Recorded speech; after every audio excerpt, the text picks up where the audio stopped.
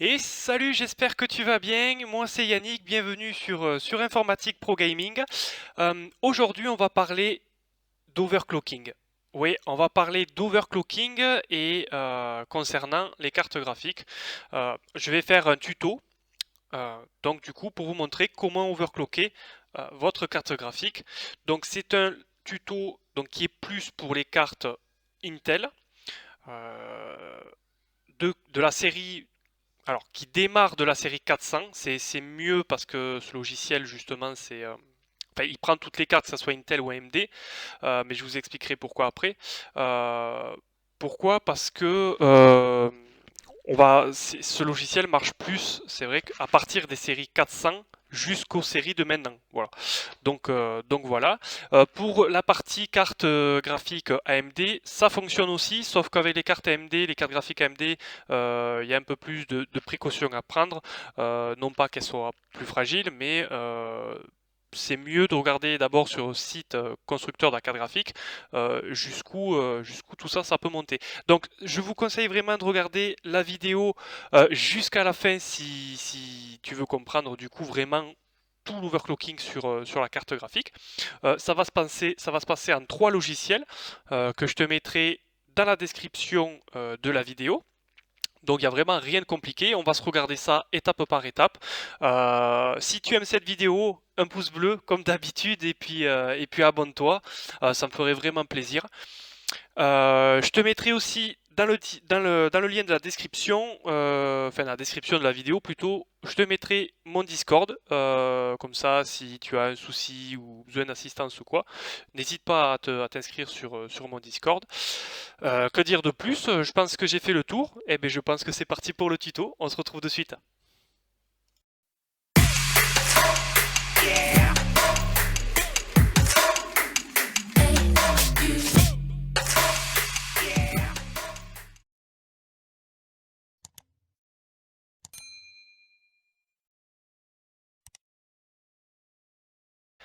Alors avant de commencer cette vidéo, moi je te conseille vivement de regarder ce tuto sur un portable ou sur une télévision ou importe pour que tu puisses suivre le tuto et faire les manipulations en même temps.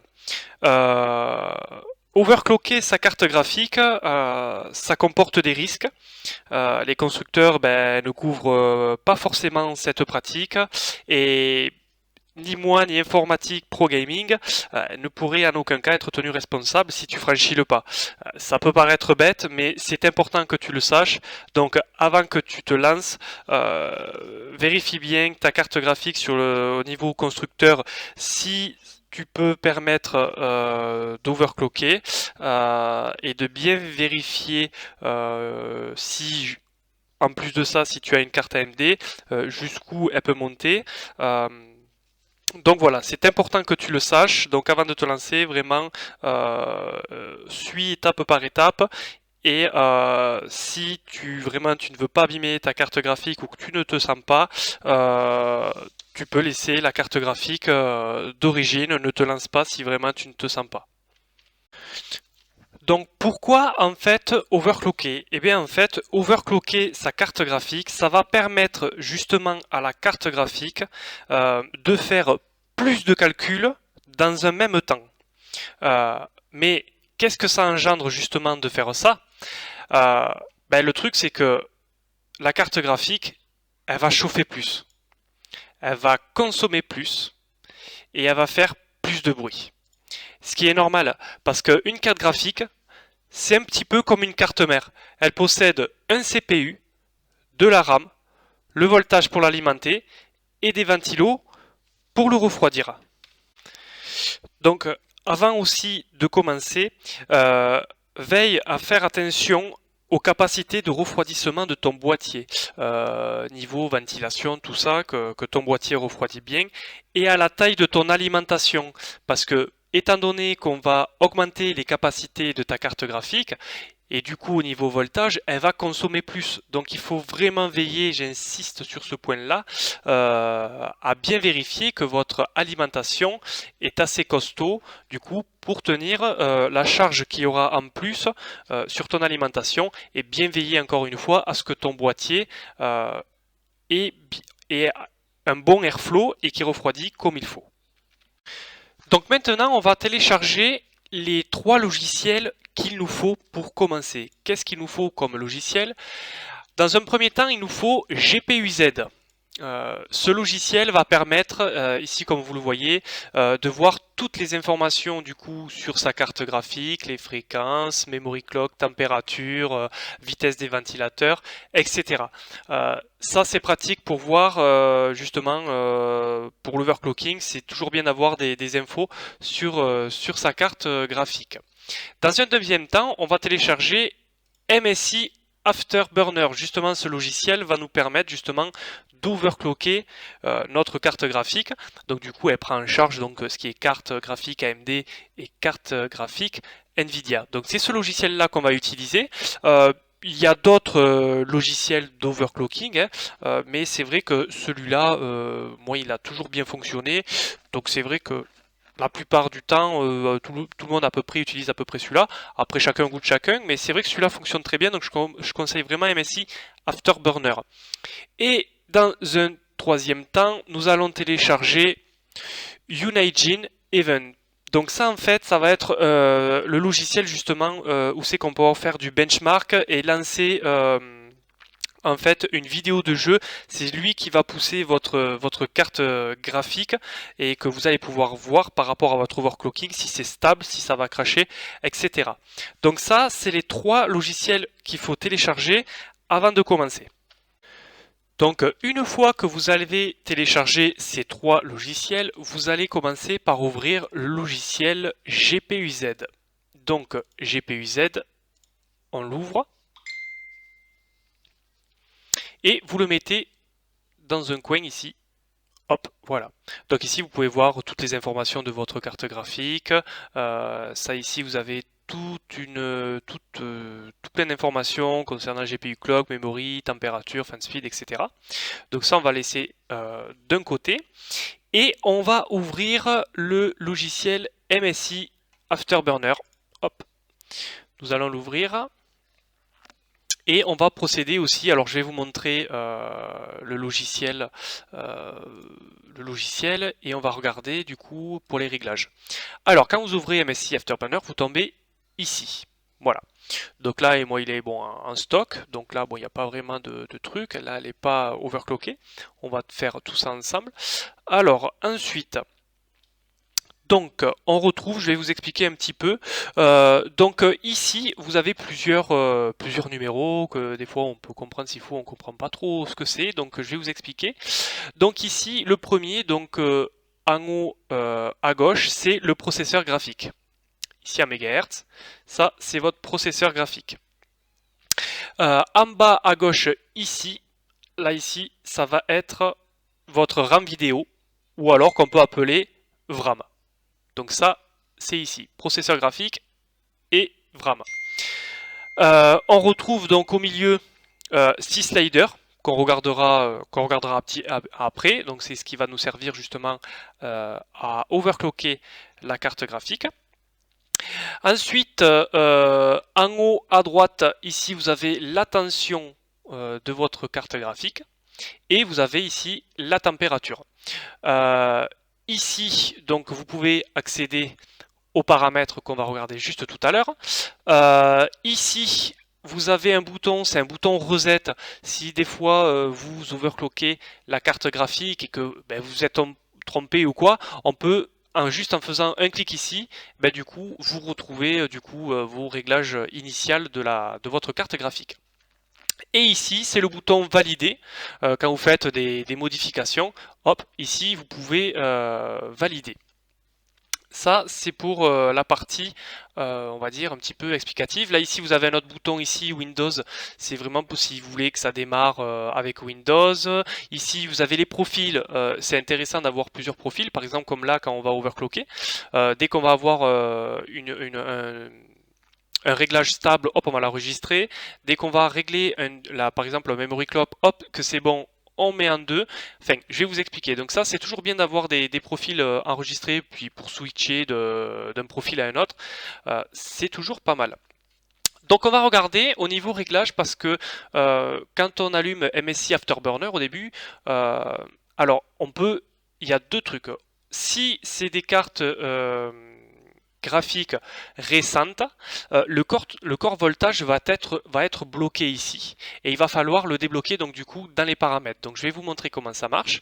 Et au niveau du voltage, ici en principe au début vous allez avoir 0. Pareil, il va falloir débloquer le corps voltage pour pouvoir le voir apparaître. Donc on va aller dans les paramètres. Hop, alors dans le général, alors au début vous allez donc du coup si ce n'est pas cliqué, donc démarrer avec Windows et démarrer minimiser. Ensuite, pour ce qui est justement du corps voltage qui est bloqué pour les cartes graphiques récentes, ici vous allez cliquer sur déblocage du contrôle de tension. Voilà. Donc là ici vous aurez la barre débloquée et pour débloquer le voltage vous allez déblocage du monitoring de tension et là ici vous aurez du coup votre voltage qui apparaîtra. Donc ça c'est vraiment les trucs, les deux options à cocher si jamais de base ce n'est pas fait. Et on va aller dans contrôle. Donc on va laisser dans contrôle cocher température GPU et utilisation GPU. On va laisser horloge du corps, horloge de la mémoire, puissance, vitesse du ventilateur et limite de température. Tout le reste vous décochez. Voilà, ça ne servira à rien. Vous décochez tout le reste. Vous laissez vraiment température GPU, utilisation GPU, horloge du corps, horloge de la mémoire, puissance, vitesse de ventilateur et limite de température. Quand vous allez faire ça, vous allez redémarrer. Il va vous proposer de redémarrer. Et là, vous redémarrez. Et là, au moins, tout sera modifié. Là, vous serez prêt à overclocker. Donc, maintenant, vous allez pouvoir ouvrir le logiciel Unigine Even. Vous lancez le logiciel. Et ici, dans Preset, vous le mettez sur Extrême. Vous le mettez sur Extrême. Avant de commencer. Ensuite, sur MSI Afterburner, et je rappelle bien, si vous avez une carte graphique de série au moins 400, le corps voltage, ici, parce qu'elles sont prévues pour monter, voilà, si vous avez au moins des séries 400, jusqu'aux de séries de maintenant, vous pouvez monter votre V-Core, votre corps voltage au maximum. Ensuite, ici, votre fan speed, ici, vous le mettez aussi au maximum. Donc ici, vous avez un bouton auto, vous cliquez sur auto. Donc là, il passe à manuel. Vous le mettez sur 100% et vous cliquez sur OK. Une fois que ça c'est fait, hop, une fois que vous êtes mis sur extrême sur Unigine Even, vous cliquez sur Run et vous le laissez tourner pendant une demi-heure. Vous le laissez tourner pendant une demi-heure et vous allez voir que, en fait, en fonction de votre température, si au bout, admettons, d'une demi-heure, vous avez votre température qui monte à 75, 80, 85 degrés, on va dire, allez, le seuil 80 degrés, on va dire à peu près, c'est que il va falloir, déjà votre carte graphique, vous ne pourrez pas non plus monter extrêmement haut, ou alors il faudra diminuer le corps voltage ici et jongler entre le corps et le memory clock. Voilà, ça c'est pour cette première partie. Donc les montées, les deux premiers à 100% et le fan speed à 100 et laisser tourner le jeu, on va dire la vidéo, pendant une demi-heure, voir votre température à peu près jusqu'où elle monte. Vous pouvez voir que ici, au niveau de votre processeur graphique et de votre VRAM, elle augmente. Et ça, ce qui est tout à fait normal. Donc ça, c'est pour l'instant, on est toujours sur du stock. Et au bout d'une demi-heure passée, en fonction de votre température, on pourra passer à l'étape suivante. Donc une fois que vous avez fait déjà à peu près une demi-heure, trois quarts d'heure de test en mode normal, en montant votre corps voltage ici qu'on voit à 100%, on va maintenant regarder comment monter progressivement votre carte graphique jusqu'au crash et voir comment stabiliser votre carte graphique jusqu'à trouver la bonne stabilisation. Donc ici, vous avez Core Clock et Memory Clock. D'abord, on va s'occuper du Core Clock, donc processeur graphique. Memory Clock, donc qui correspond à la VRAM. Je tiens à préciser que donc du coup le power limit est lié avec température limite. Donc moi, je préconise, si vraiment ça monte de trop votre température, vous pouvez le délier et jouer avec par rapport à votre température. Donc pour commencer avec le Core Clock, on va monter progressivement de 50 MHz en 50. Voilà, et vous testez progressivement la vidéo jusqu'au crash. Une fois que ça crash, et bien du coup vous descendez de 20 en 20. Donc au début de 50 en 50, vous montez jusqu'au crash. Une fois que vous voyez que ça crash, que machin, que c'est pas stable, vous descendez de 20 en 20 jusqu'à que ce soit stable. Une fois que c'est stable, et bien vous montez une fois de 10.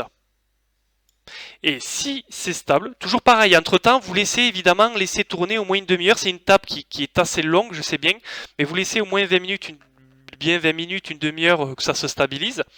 Donc vous montez une fois de 10, et si c'est toujours stable, vous montez de 1 en 1. Voilà, vous montez de 1 en 1, jusque, du coup, ça crache. Si ça crache, vous faites l'effet inverse, donc vous descendez de 1 en 1 jusqu'à que vous trouvez du coup votre stabilité. Voilà, donc ça c'est pour vraiment la partie processeur graphique. Donc n'oubliez pas, c'est vraiment de 50 à 50 jusqu'au crash. Voilà, jusqu'à que ça crash, que ça plante. Une fois que ça crash, bon ben vous voyez sa limite, hop, vous descendez de 20 en 20 jusqu'à que ça soit stable. Une fois que vous trouvez une stabilité, vous montez une fois de 10, voir s'il est stable. Si c'est stable, vous montez de 1 en 1 jusqu'à que vous êtes stable. Si, quand vous descendez de 20, que, admettons, vous montez une fois de 10, que ça passe pas, et bien, au lieu de monter de 10, vous enlevez unité par unité jusqu'à que vous êtes stable. Pour le processeur graphique, une fois que vous avez trouvé cette stabilité, vous l'enregistrez dans le profil. Vous avez un petit bouton sauvegarde et vous le mettez dans le profil 1. Une fois que c'est enregistré dans le profil 1, vous faites un reset. Vous remettez votre carte graphique de base et vous remontez le corps voltage à 100. Et là, on s'attaque à la mémoire, à la VRAM de la carte graphique. Et toujours pareil, vous faites la même chose qu'on a fait pour le processeur graphique. Sauf qu'à la différence, c'est qu'au niveau de la mémoire, on va pouvoir monter beaucoup plus haut. Donc là, toujours pareil, vous montez de 50 en 50 pour la mémoire. De 50 en 50 jusqu'au crash.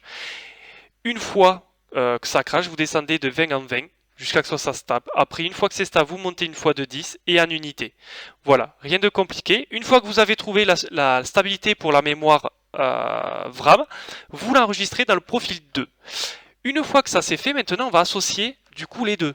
Donc vu que vous avez enregistré le processeur graphique dans le 1, donc ça sera facile de jongler entre les deux. Donc admettons vous avez mis plus 15 ou plus 20 ou plus 30 en fonction de votre carte graphique, mais vous mettez la même chose. Il vous suffit juste de cliquer avec le bouton gauche de votre souris, de taper, admettons, de 50 en 50, hop, et d'appuyer sur Entrée. Voilà. Admettons, là c'est stable, 50, donc plus 50, je monte à 100. Voilà. Jusqu'à, du coup, voir la stabilité. Admettons, hop, là c'est stable. Bon, là je vais plus vite, mais j'exagère un peu. Mais sinon, il faut laisser le temps quand même, au moins une demi-heure pour voir quand même la stabilité. Voilà. Une fois que vous aurez, du coup, admettons, votre ici memory clock, vous étiez à plus 300 et ici plus 30. Bon, vous mettez les mêmes graduations ici, donc vous mettez plus 30 admettons et ici plus 400, là où vous étiez vraiment stable, tout en gardant votre corps voltage à 100%. Et là par contre ça risque peut-être de cracher. Pourquoi? Parce qu'elle était stable juste avec le processeur graphique overclocké. On est revenu sur un reset et on a fait du stabilisé juste avec la VRAM. Mais là, on a associé les deux. Donc, si ça crache, eh bien, vous descendez de 5 en 5 pour les deux jusqu'à ce que ce soit stable. Et une fois que vous avez trouvé votre stabilité, vous le laissez comme ça, vous l'enregistrez donc admettons dans le profil 3. Vous savez que là, vous avez à peu près trouvé le bon truc. Et ensuite, eh bien, ce qui reste à faire maintenant, après, ça sera du coup jouer à des jeux pendant quelques jours, voir s'il n'y a pas de crash, si c'est stable, et après vous pourrez toujours modifier. Si admettons, il y a un petit bug, il y a des petits lags, et bien toujours pareil, vous descendez de 1 en 1, voire jusqu'à que vous trouvez la bonne fréquence qui stabilisera la carte graphique. Donc pour refaire un topo, vous commencez par votre processeur graphique, donc qui est la barre Core Clock ici. Vous montez progressivement de 50 en 50. Comme je vous ai montré, une fois que ça crache, vous descendez de 20 en 20. Une fois que vous avez trouvé la stabilité, vous montez une fois de 10. Et une fois que c'est stable, vous montez de 1 unité par unité. Et vous faites l'effet inverse si ça crache. Une fois que vous avez fait votre réglage pour Core Clock, vous l'enregistrez dans le profil 1 et vous faites un reset ici. Et on redémarre de 0. Vous remettez votre core voltage ici et vous faites pour maintenant la mémoire VRAM. Toujours pareil, 50 en 50, comme expliqué sur la barre du dessus. Et quand vous avez trouvé la stabilité, vous l'enregistrez dans le profil 2. Et du coup, vous créez un profil 3 avec votre core clock qui était stable et votre memory clock qui était stable. Une fois ça, vous faites un essai. Si ça crache, par contre, là, vous descendez de 5 en 5 ou de 3 en 3 jusqu'à que vous trouviez une stabilité. Une fois que vous aurez trouvé cette stabilité, vous essayez quelques jours sur des jeux, vous essayez, et là, vous allez trouver votre, je pense, votre bonheur. Donc voilà, c'est la fin de cette vidéo. J'espère que tout a été à peu près clair. N'hésite pas à me laisser un commentaire s'il y a des choses que tu n'as pas compris ou quoi. Sache qu'il y a aussi le Discord pour l'assistance. Je tiens à te rappeler que vraiment overclocker sa carte graphique, ça comporte des risques. Donc ce n'est pas non plus le but d'abîmer sa carte graphique, sachant que ça ne sera pas pris par la garantie. Et comme indiqué en début de vidéo, c'est vraiment à titre de tuto. Donc si tu ne te sens pas, ne le fais pas. Regarde plusieurs fois la vidéo. Voilà, si tu as aimé cette vidéo, du coup, n'hésite pas à laisser un pouce bleu et à t'abonner, ça me ferait vraiment plaisir. Voilà, que dire de plus, on se retrouve pour très vite pour la prochaine vidéo. Bye bye tout le monde.